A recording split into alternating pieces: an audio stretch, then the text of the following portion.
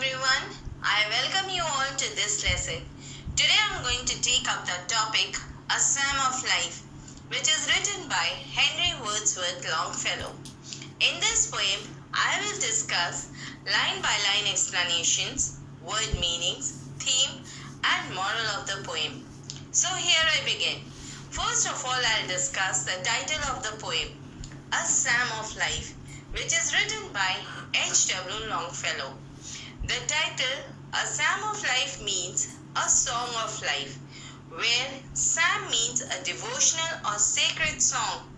A psalm is a prayer to God or an invocation to mankind to follow the path of righteousness. It encourages people to be positive and hopeful. So, a psalm of life means we should always think positive so that other people follow our footprints. Now I will tell you something about the poet Henry Wordsworth Longfellow. He was born in Portland in America in 1807. He was an influential person in the field of literary and cultural circuit of the 19th century. He was the most loved poet. His works such as Paul Rivers Ride, Hiawatha, etc. are very popular. He achieved fame and admiration on a national as well as global parlor. He was a moralist. He was honored in the Poets' Corner of Westminster's Abbey. He died in the year 1882. Now a brief description of the poem, A Psalm of Life. This is a very inspirational poem. The poem is a spiritual utterance of the life, of the meaning of the life, to be read and be influenced by. This poem was published in H.W. Longfellow's first collection of poetry, that is, The Voices in the Night, in 1839. This poem has become mainstay of national culture. The poet sees an optimistic outlook where the life is full of possibilities. We can achieve higher goals by making the full use of our time and by working hard and keeping faith in the power and potential of life. The poet does not have faith in those who hold pessimistic view of life. Throughout the poem, the poet conveys his view of life, instructs the reader to make the most out of this life, and inspires us to participate in the work and activity of life. The poem's lyrical in nature and consists of 9 stanzas of 4 lines each. Now let us start with the first stanza of the poem, and the lines are: Tell me not in mournful numbers, life is but an empty dream. For the soul is dead that slumbers, and things are not what they seem. Now the word meanings. The word mournful means sorrowful or sad. Numbers means the verses used in the poem. Empty dreams refers to the meaningless dreams, that is the temporary illusions. For the soul is dead that slumbers means one who is not aware of one's heavenly life is really a dead man. So one should always be doing something.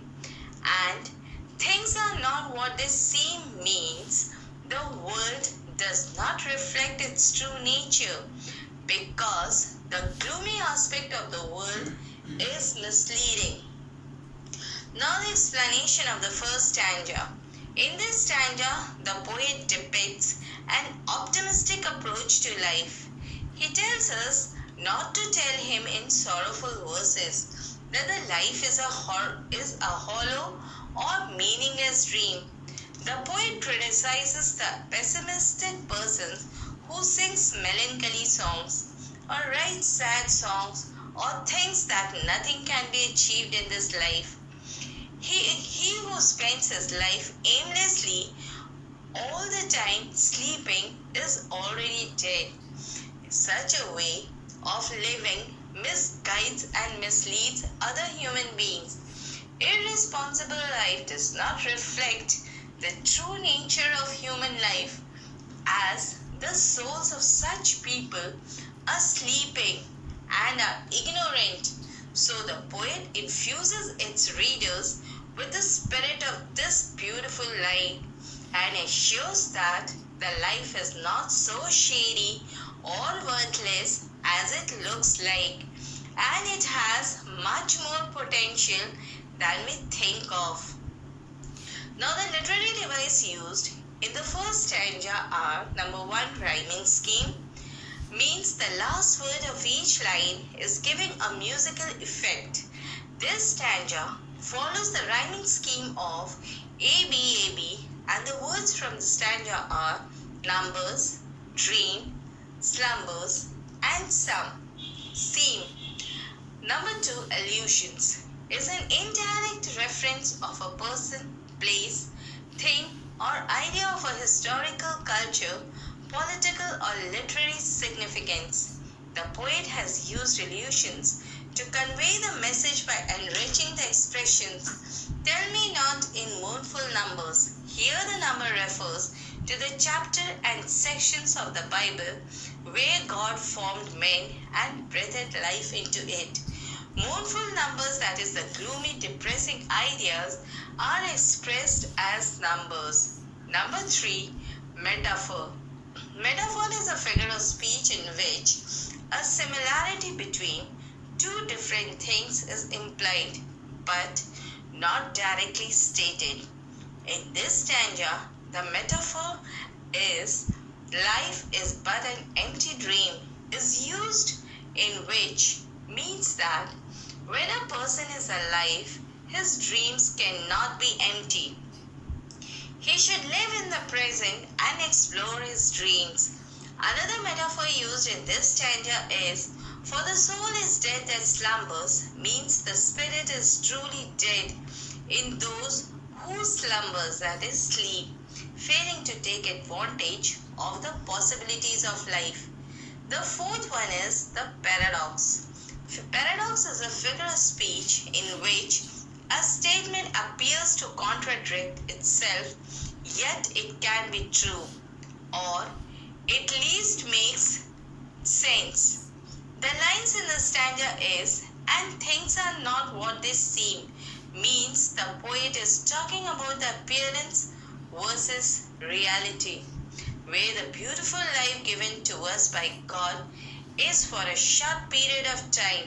Hence, we should be positive and make good use of our life. Now I move towards the second stanza, and the lines are: life is real, life is earnest, and the grave is not its goal. Dust thou art, to dust returnest, was not spoken of the soul. Now the word meaning. The word earnest means serious, not an empty dream to be treated lightly. Grave means death. Goal refers to destination. The line was not spoken of the soul means that it was not spoken only of the body and not of the soul. Now the explanation of the second stanza. In this stanza, the poet depicts a positive attitude towards life.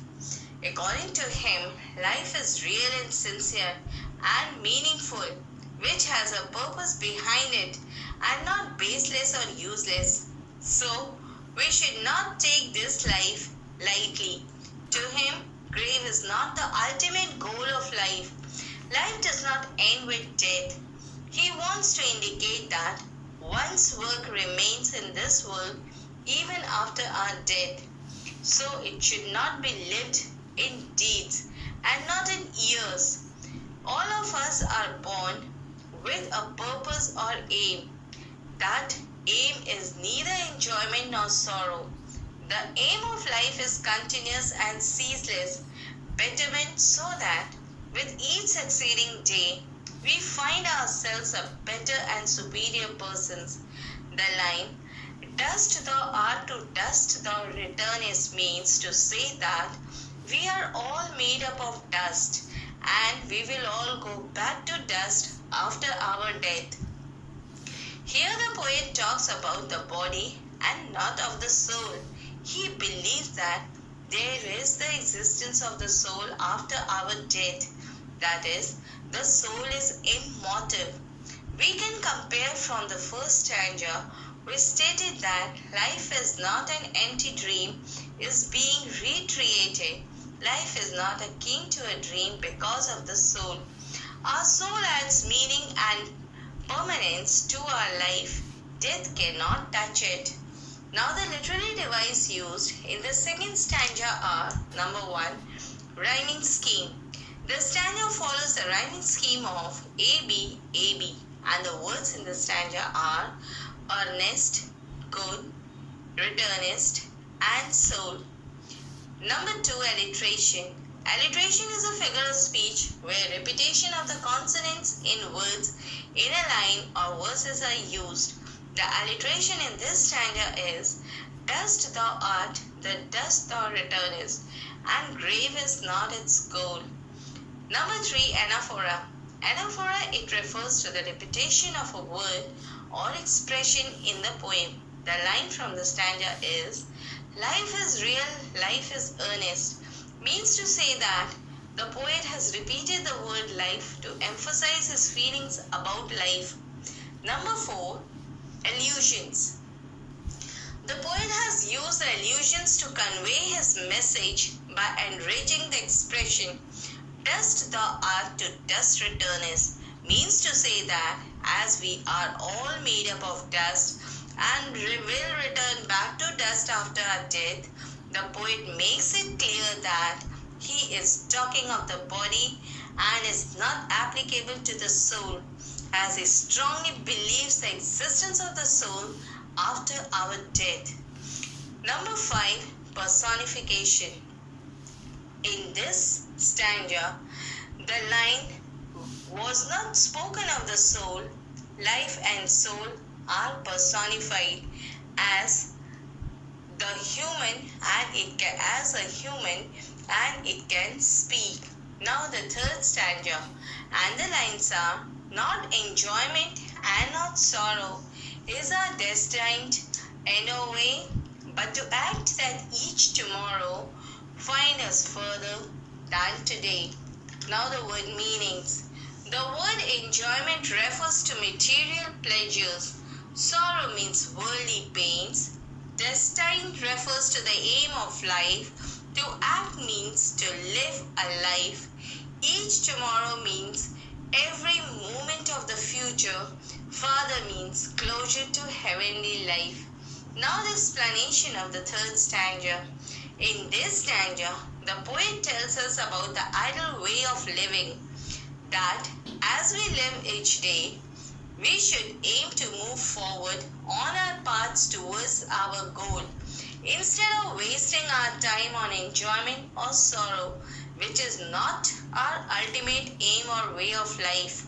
He means to say that in an ideal life, there should be both enjoyment and sorrow in a balanced way, but that is not crucial. The most important thing is to work hard and work diligently so that we can always be a better learned, better skilled, and better mannered human beings with every passing day. We should crave for going forward farther each day in our journey of life. The poet wants us to keep striving to develop ourselves and our soul. Now the literary device used in the third stanza are: number 1, rhyming scheme. The stanza follows the rhyming scheme of ABAB, and the words from the stanza are sorrow, way, tomorrow, and today. The second one is alliteration. The alliteration in this stanza is: find us further, where there is a repetition of the consonant sound F. Now I move towards the fourth stanza, and the lines are: art is long and time is fleeting, and our hearts though stout and brave, still like muffled drums are beating funeral marches to the grave. Now the word meanings. The word art means the art of living. Fleeting denotes to the passing by quickly. Stout means strong. Muffled drums refers to the sound of the drums made dull by wrapping them in cloth. At funerals, drums are thus muffled to suit the sorrowful occasion. Marches refers to the funeral marches for the dead. Now the explanation of the fourth stanza. In this stanza, the poet talks about our responsibilities in this life, about the work assigned to us, which is too demanding as well as time consuming. The line, art is long and time is fleeting, means that art, which is the only nourishment for the soul, is endless, and our time on earth is too limited. Hence, we should not lose any time and cultivate our soul, as our days on this beautiful earth is numbered, and every day we get closer to the end. The line, our heart though stout and brave, means that although our heart are strong and brave when we are young, but still we are moving towards an inevitable end. The poet says that though human hearts are stout and brave, their beating is like a warning to each one of us that our end is nearing. The steady beating of the human hearts is just like the constant beat of the drums in the funeral march to the grave. It refers to the limited time span we have in our life, which should be utilized to the fullest instead of wasting it in the thought of death or other such things. Now the literary device are number 1, rhyming scheme. This stanza follows the rhyming scheme of ABAB, and the words from the stanza are fleeting, brave, beating, and grave. Number 2, metaphor. Metaphor is a figure of speech in which a similarity between two different things is implied but not directly stated. In this stanza, the metaphor, art is long and time is fleeting, is used, where the poet calls art long because once it is created it will never perish. It is timeless and immortal, unlike human lives which will decay or perish. Number 3, personification is a figure of speech in which an inanimate object or abstract ideas are endowed with the qualities of human beings. The line, and our hearts though stout and brave, the poet personifies the heart as brave and stout. Number 4, simile. Simile is a figure of speech in which one thing is directly compared to another using prepositions like as and like. And the line from the stanza is, still like muffled drums are beating. In this line, beating of our heart has been compared with the beating of the drums covered with cloth to suit the sorrowful occasion. Number 5, onomatopoeia is a figure of speech in which the words evoke the actual sound of the thing they refer to or describe. The line from the stanza is, muffled drums means to wrap the drum in such a way that the sound becomes dull. Now I move towards the 5th stanza, and the lines are, in the world's broad field of battle, in the bivouac of life, be not like dumb-driven cattle, be a hero in the strife. Now the word meaning. The word bivouac means the temporary camp for troops without tents or other cover. Dumb means unable to speak. Here the word also means stupid and dull.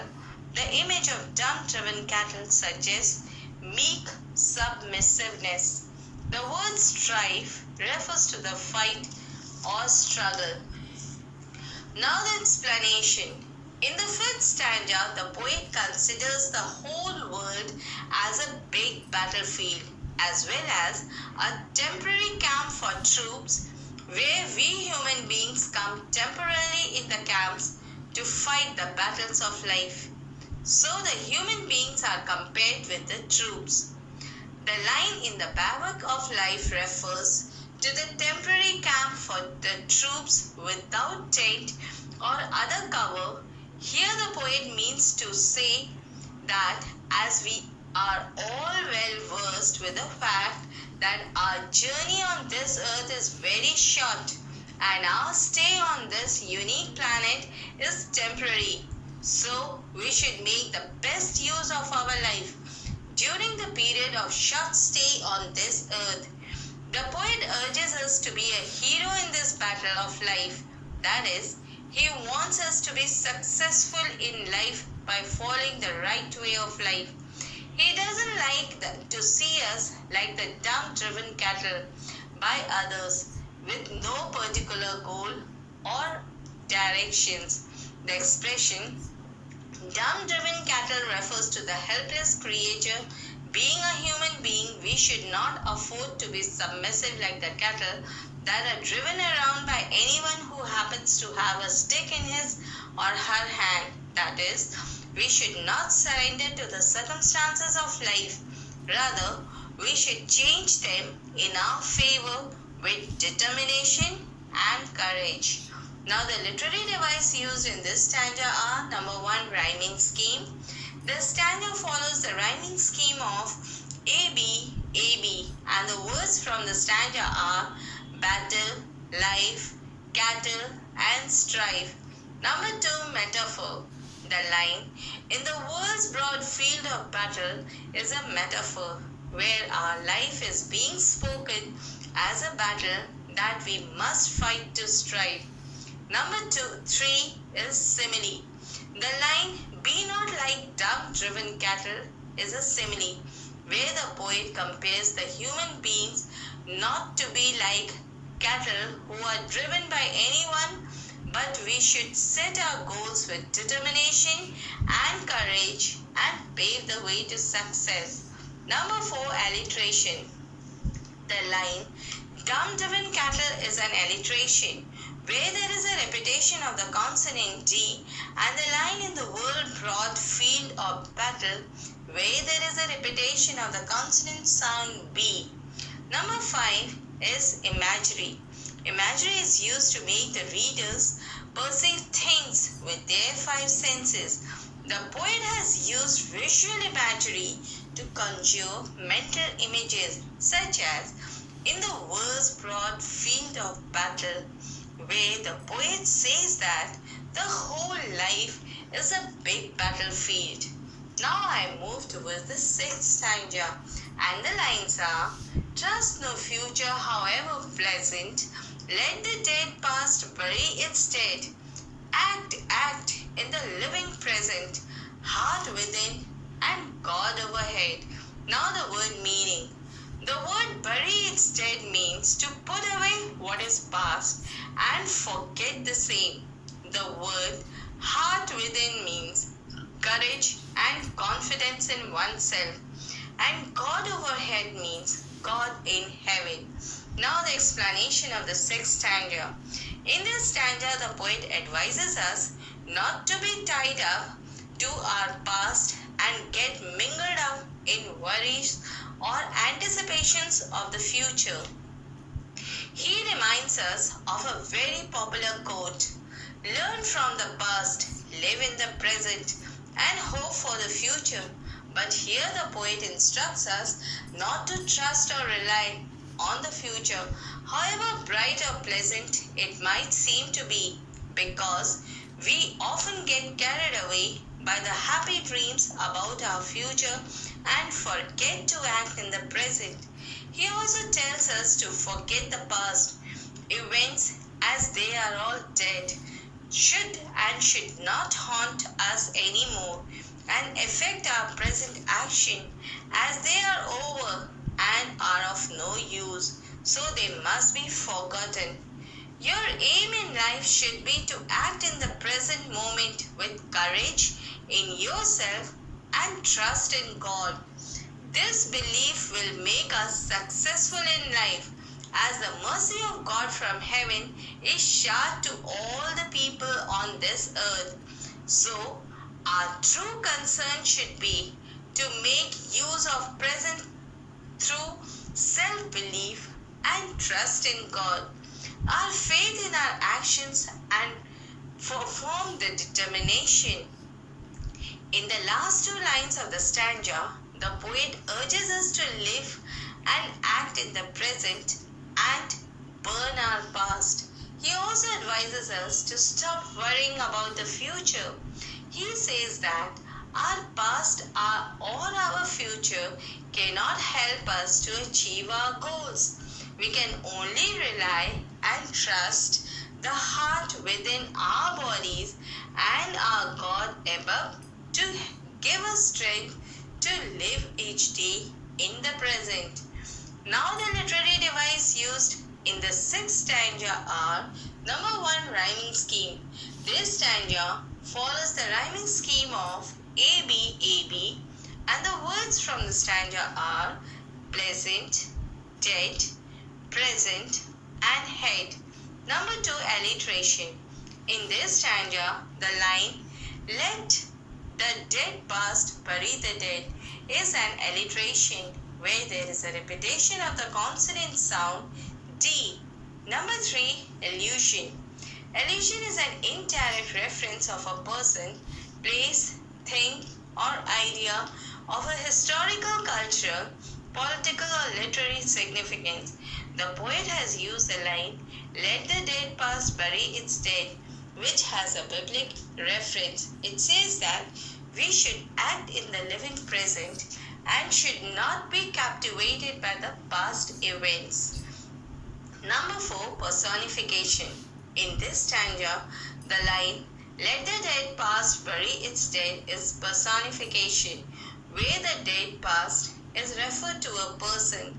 It is even written with a capital letter, past, which indicates that it is a proper noun, having a personality of its own.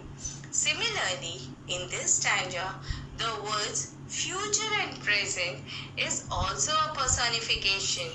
Now I move towards the next stanza, and the lines are, lives of great men all remind us we can make our lives sublime and departing leave behind us footprints on the sand of time. Now the word meanings. The word sublime means noble. Departing refers to the dying or on leaving this world.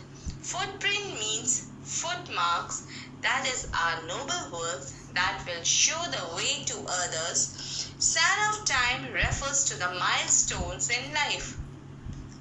Now the explanation of the seventh stanza.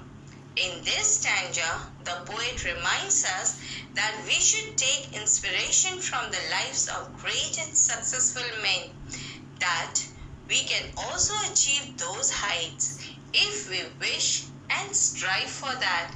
The line, we can make our lives sublime, means sublime lives indicate lives of great worth, lives which have achieved so much that they are looked up to and are praiseworthy.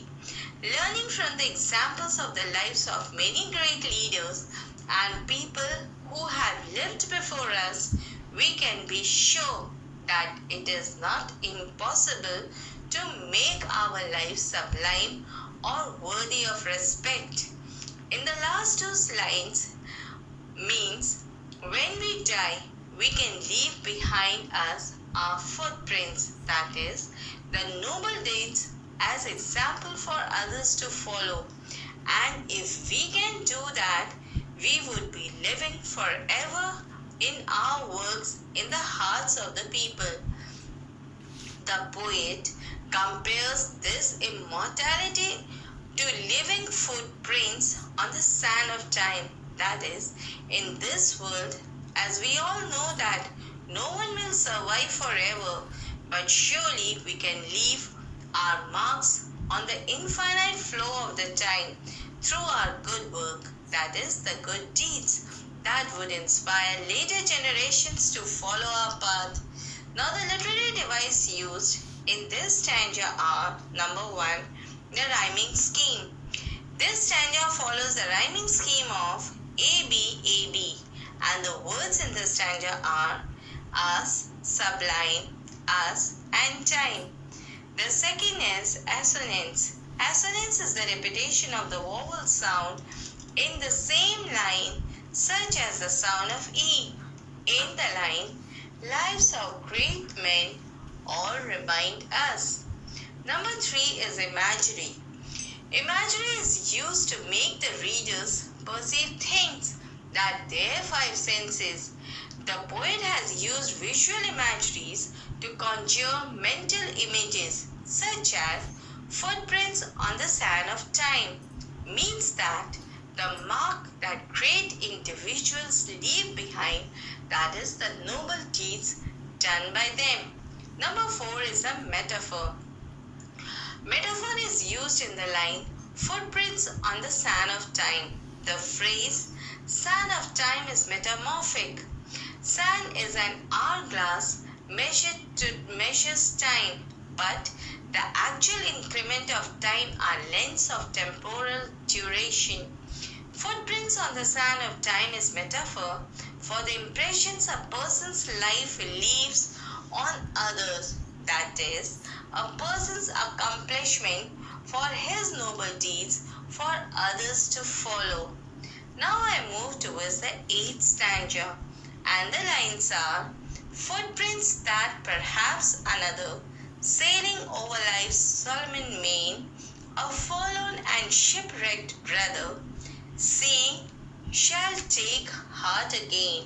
Now the word meaning. The word Solomon means impressive in its inspiring vastness. Main refers to ocean. Forlorn means unhappy and deserted.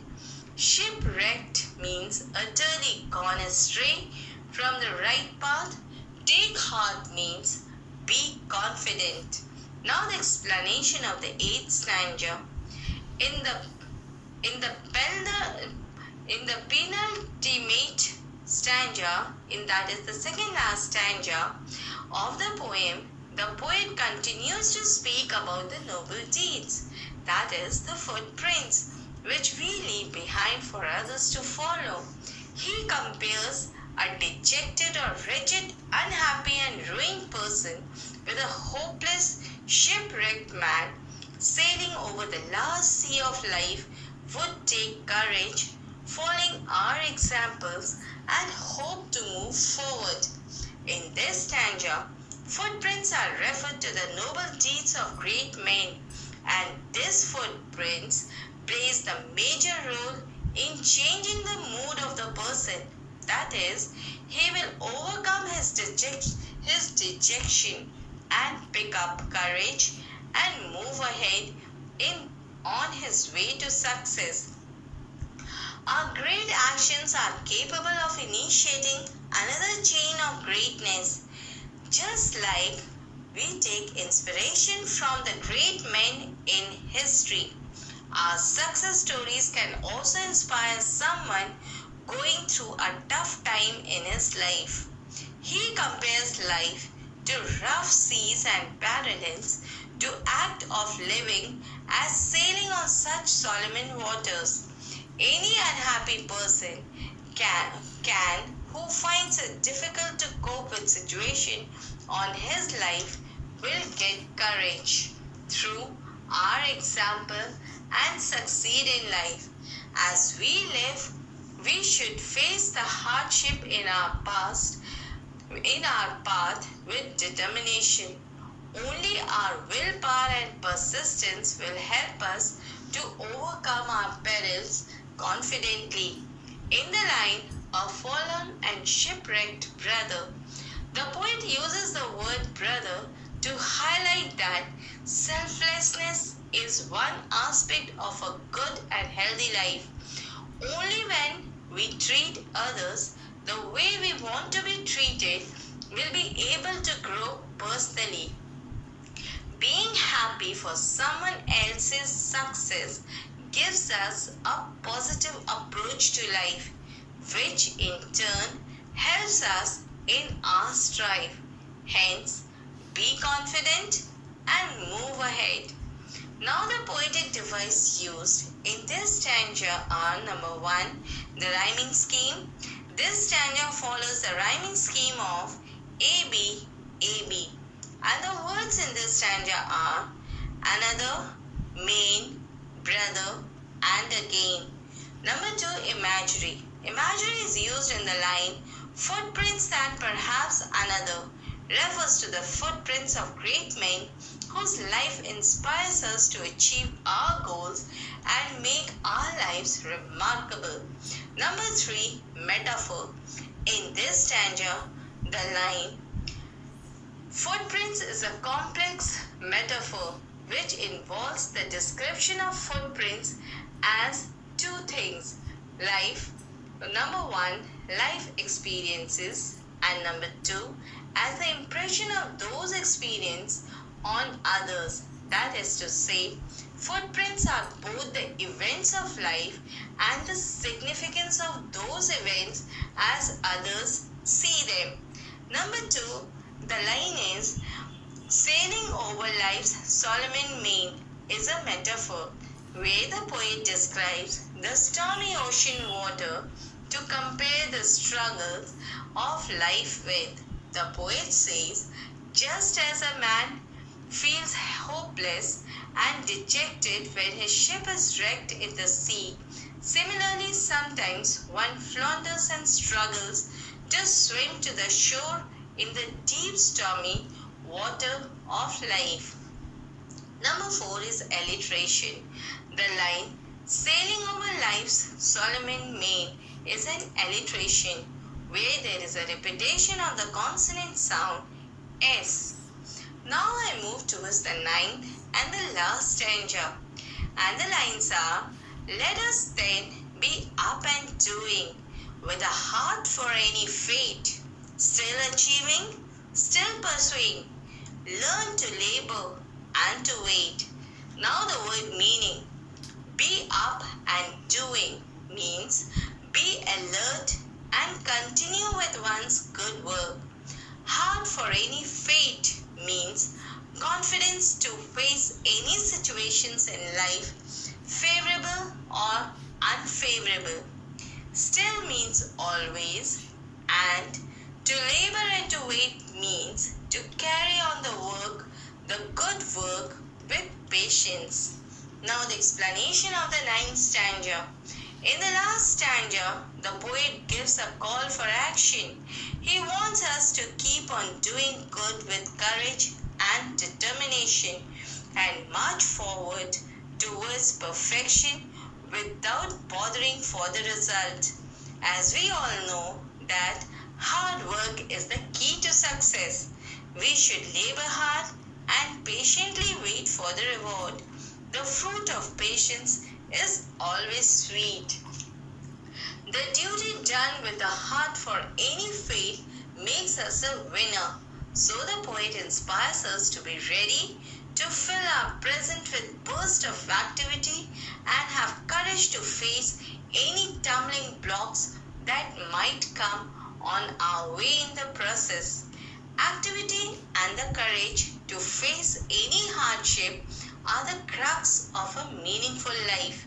In our pursuit to achieve our goals, we must learn to labor, embrace hard work, and to act wisely, along with patience. Just working hard is not enough. We all need to exercise patience while the fruits of our labor materializes. Now the literary device used in this stanza are number 1, rhyming scheme. This stanza follows the rhyming scheme of AB, AB, and the words in the stanza are doing, wait, pursuing, and wait. Number 2, alliteration. The line learn to labor and to wait is an alliteration where there is a repetition of the consonant sound L. Number 3, parallelism is a literary device in which the parts of the sentence are grammatically the same or are similar in construction. It can be a word, a phrase or an entire sentence repeated. The line in the stanza is still achieving and still pursuing. Number 4. Assonance. Assonance is the repetition of vowel sound in the same line, such as the sound of I. In the line, still achieving, still pursuing.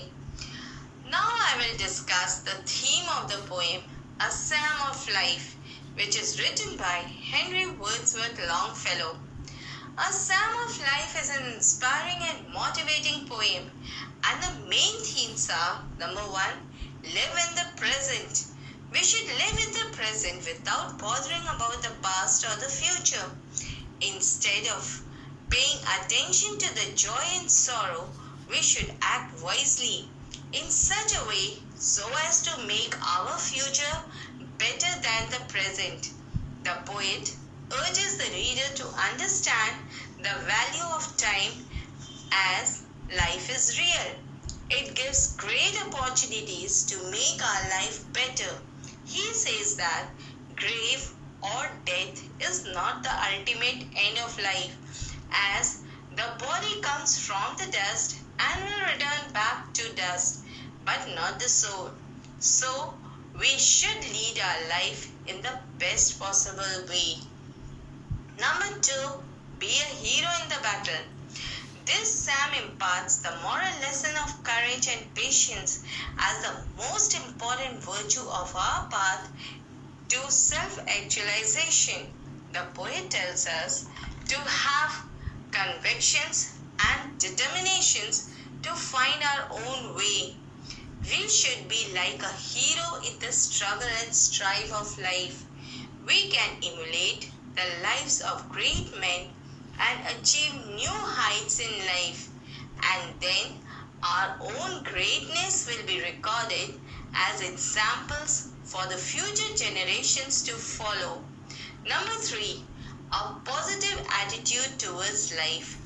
The poet gives eloquent expressions to the young nation's energetic approach to life. We should have faith in our heart and courage to face all the hurdles as a challenge. We should not spend our priceless moments sitting idly and doing nothing.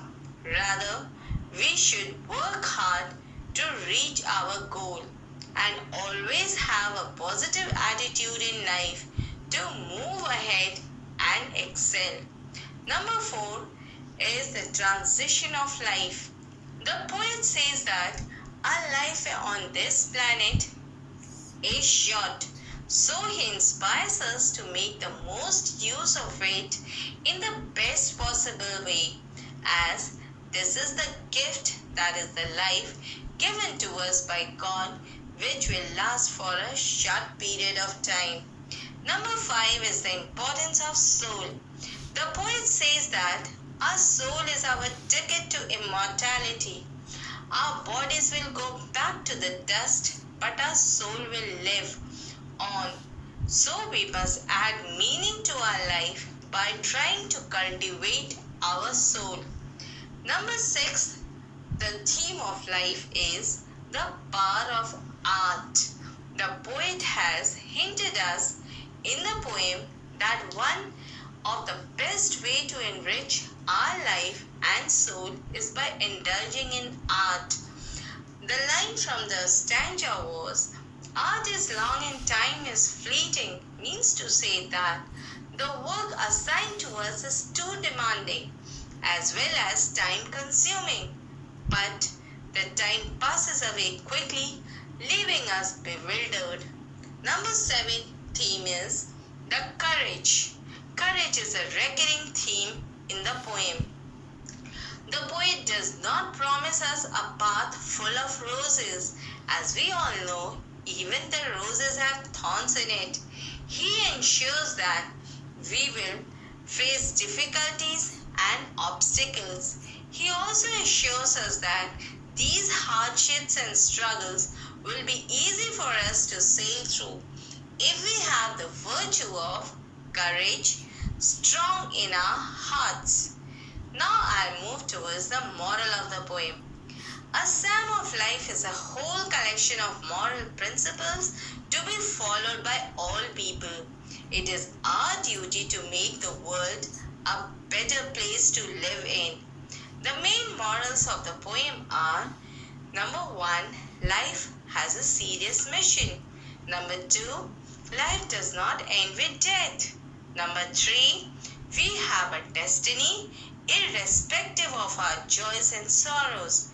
Number 4, time is too short for us for our long mission.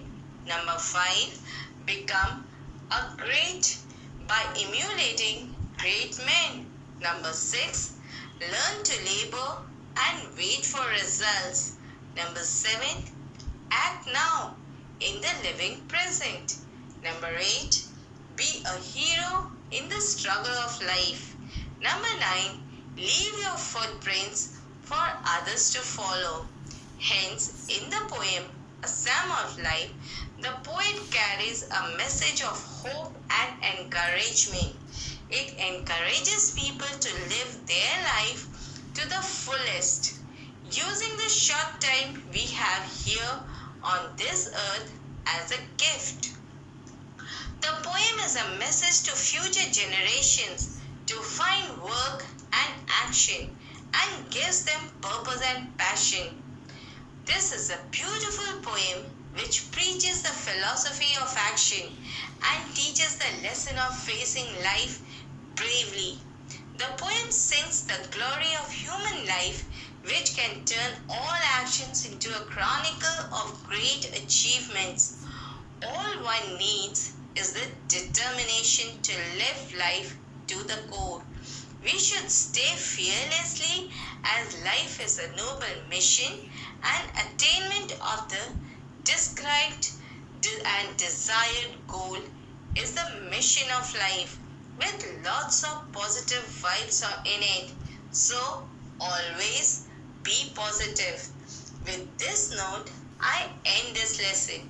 Hope you have understood it and will help you in your study. Thank you.